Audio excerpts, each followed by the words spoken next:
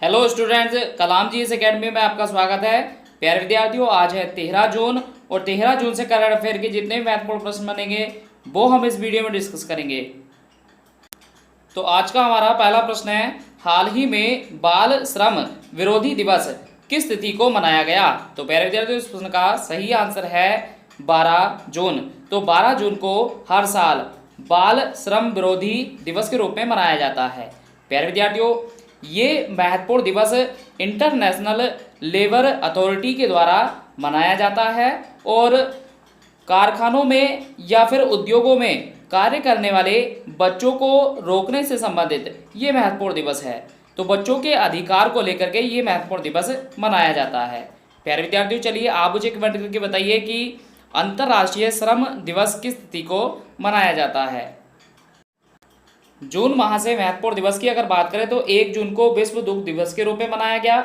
चलिए आप मुझे कमेंट करके बताइए कि भारत में दुग्ध क्रांति के जनक किसे कहा जाता है। 1 जून को ही माता पिता दिवस के रूप में मनाया गया। 1 जून को विश्व बाल रक्षा दिवस के रूप में मनाया गया।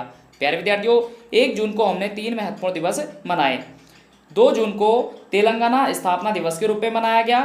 तेलंगाना की स्थापना 2 जून 2014 में हुई थी। चलिए आप मुझे कमेंट करके बताइए कि तेलंगाना भारत का कौन सा राज्य गठित किया गया था। 3 जून को विश्व साइकिलिंग दिवस के रूप में मनाया गया। 5 जून को विश्व पर्यावरण दिवस के रूप में मनाया गया। प्यारे विद्यार्थियों, ये दिवस हमारे लिए वेरी वेरी इंपॉर्टेंट है, तो इसको आप जरूर याद रखिए। चलिए आप मुझे कमेंट करके बताइए कि इस बार के विश्व पर्यावरण दिवस की थीम क्या रही है। 6 जून को हमने रूसी भाषा दिवस के रूप में मनाया। 8 जून को विश्व मस्तिष्क ट्यूमर दिवस के रूप में मनाया गया। प्यारे विद्यार्थियों, चलिए आप मुझे कमेंट करके बताइए कि 8 जून को और कौन से अन्य दिवस मनाए गए हैं। 9 जून को विश्व प्रत्यायन दिवस के रूप में मनाया गया।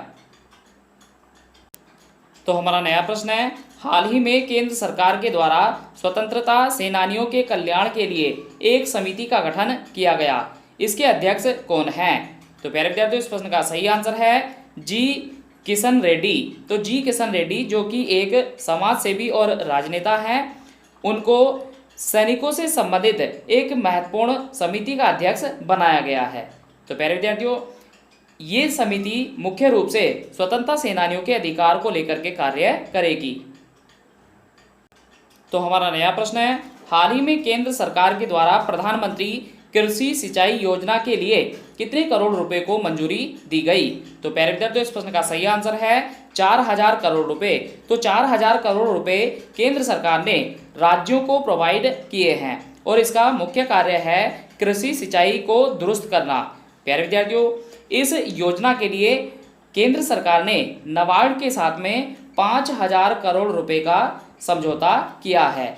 प्यारे विद्यार्थियों, चलिए आप मुझे कमेंट करके बताइए कि नाबार्ड के हाल ही में अध्यक्ष कौन चुने गए थे, और नाबार्ड से संबंधित जो भी महत्वपूर्ण तथ्य आप जानते हैं वह मुझे कमेंट करके जरूर बताएं।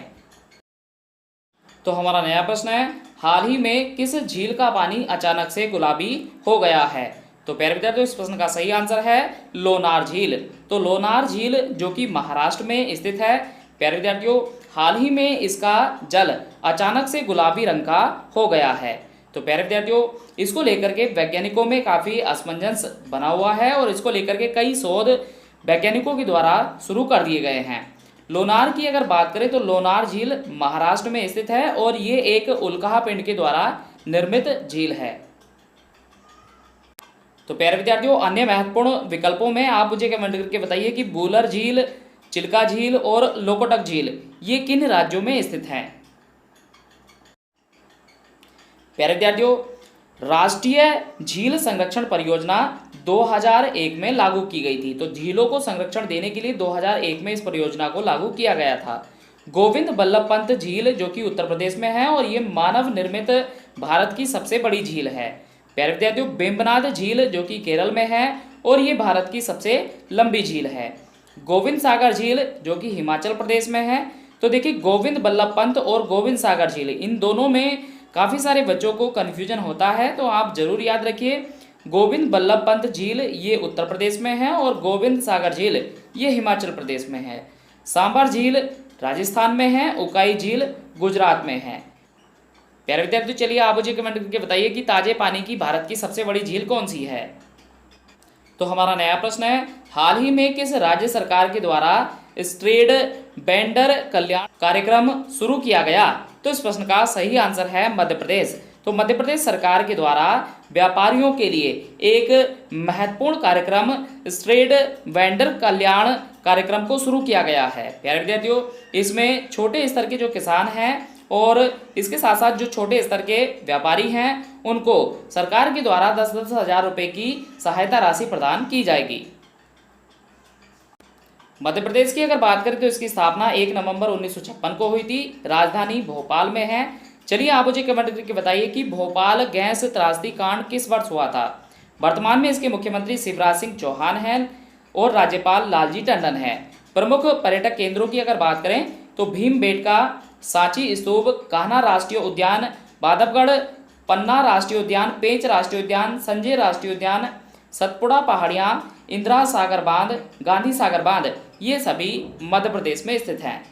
तो प्यारे विद्यार्थियों, वीडियो में आगे बढ़ने से पहले मैं आप सभी से विनती करता हूँ, वीडियो को आप देखते समय लाइक जरूर करें, वीडियो को अपने दोस्तों के साथ शेयर करें और अभी तक आपने हमारा यूट्यूब चैनल कलाम जीएस एकेडमी सब्सक्राइब नहीं किया है तो आप हमारे यूट्यूब चैनल कलाम जीएस एकेडमी को सब्सक्राइब जरूर कर लें। तो प्यारे विद्यार्थियों, हमारा नया प्रश्न है, हाल ही में आई स्वास्थ्य मंत्रालय की रिपोर्ट के अनुसार 12 जून तक भारत कोरोना मरीजों की संख्या के मामले में किस स्थान पर आ गया है।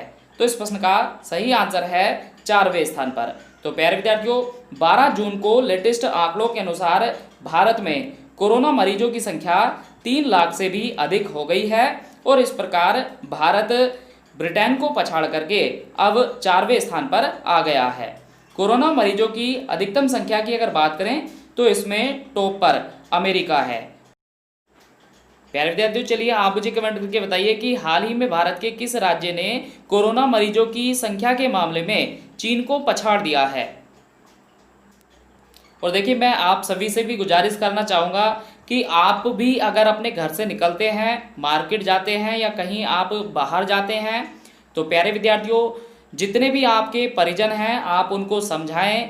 घर से निकलने के बाद आप मास्क का प्रयोग जरूर करें। मास्क यदि आपके पास में नहीं है तो आप कोई भी एक साधारण कपड़ा अपने मुंह से लपेट करके जरूर रखें और मार्केट से वापस आने के बाद में आप साफ सफाई का ध्यान अवश्य रखें। घर के छोटे बच्चे और बड़े बुजुर्गों को आप अच्छे से समझाएं। तो प्यारे विद्यार्थियों, जैसा कि इस समय आप देख रहे हैं कोरोना मरीजों की संख्या लगातार बढ़ती जा रही है, तो ऐसे समय में आप अपनी सेहत का ध्यान अवश्य रखें। तो हमारा नया प्रश्न है, हाल ही में जारी आंकड़ों के अनुसार 2020 में एशियाई शेरों की संख्या भारत में बढ़कर कितनी हो गई।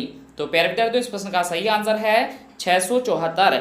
तो भारत के गिर राष्ट्रीय उद्यान और गुजरात राज्यों की अगर हम बात करें तो प्यारे विद्यार्थियों, यहाँ पर एशियाई शेरों की संख्या बढ़कर के 674 हो गई है। 2015 के आंकड़ों के अनुसार अगर हम बात करें तो गिर राष्ट्रीय उद्यान में 523 एशियाई शेर थे, जो कि अब बढ़कर के 674 हो गए हैं। प्यारे विद्यार्थियों, इसमें कुल मिलाकर के 29% की वृद्धि हुई है। 2015 में भारत में एशियाई शेरों का जो क्षेत्रफल था वो 22,000 वर्ग किलोमीटर था, जो कि 2020 में बढ़कर के 30,000 वर्ग किलोमीटर हो गया है।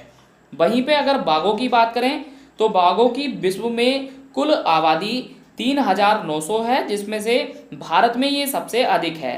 तो 2,967 बाघ भारत में पाए जाते हैं और भारत में भी सबसे अधिक बाघों की संख्या मध्य प्रदेश में है।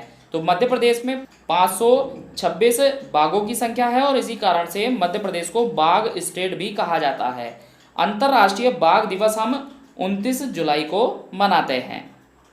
तो प्यारे विद्यार्थियों, यदि आपसे पता किया जाए कि एशियाई शेरों की सबसे अधिक संख्या भारत के किस राज्य में है तो सही आंसर इसका होगा गुजरात। और बाघों की बात अगर की जाए तो बाघों की सबसे अधिक संख्या मध्य प्रदेश में है। तो हमारा नया प्रश्न है, हाल ही में किस राज्य सरकार के द्वारा कर्म भूमि पोर्टल की शुरुआत की गई। तो इस प्रश्न का सही आंसर है पश्चिम बंगाल। तो पश्चिम बंगाल सरकार के द्वारा कर्म भूमि पोर्टल की शुरुआत की गई है।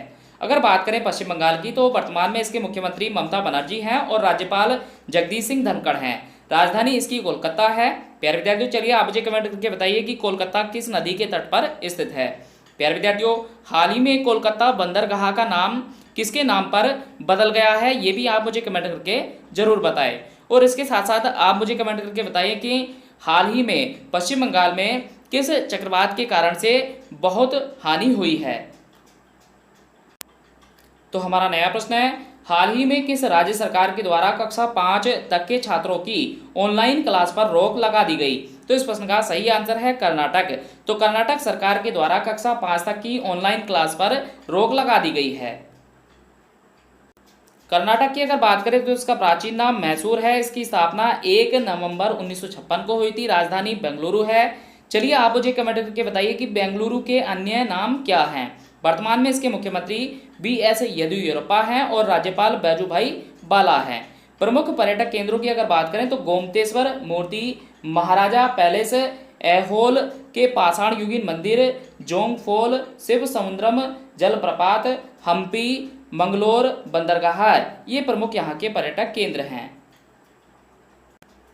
तो हमारा नया प्रश्न है, हाल ही में किस देश ने G7 समूह में शामिल होने से इनकार कर दिया। तो इस प्रश्न का सही आंसर है रूस। तो प्यारे विद्यार्थियों, हाल ही में अमेरिका के द्वारा 4 देशों को G7 में शामिल होने के लिए आमंत्रित किया गया था, लेकिन इनमें से रूस ने G7 देश के समूह में शामिल होने से इनकार कर दिया है। तो रूस का मुख्य रूप से कहना है कि यदि अगर G7 समूह में चीन को शामिल नहीं किया जाता है तो रूस भी इस समूह में शामिल नहीं होगा। तो प्यारे विद्यार्थियों, हाल ही में अमेरिका के राष्ट्रपति डोनाल्ड ट्रंप के द्वारा रूस, भारत, दक्षिण कोरिया और ऑस्ट्रेलिया को G7 समूह में शामिल होने के लिए आमंत्रित किया गया था, जिसमें रूस ने इस समूह में शामिल होने से इनकार कर दिया है। तो कल का हमारा क्वेश्चन ऑफ द डे था, हाल ही में वर्ष 2020 का पहला सूर्य ग्रहण किस तिथि को पड़ेगा। तो इसका सही आंसर है 21 जून। लगभग हमारे सभी विद्यार्थियों ने इस प्रश्न का सही आंसर कमेंट किया है। तो आज का हमारा क्वेश्चन ऑफ द डे है, हाल ही में किस देश के द्वारा सोहोजोदा प्लाज्मा कार्यक्रम शुरू किया गया। तो प्यारे विद्यार्थियों, दिए गए सभी 4 विकल्पों में आप हमें अपना सही आंसर कमेंट करें। वीडियो को अंत तक देखने के लिए आप सभी का धन्यवाद।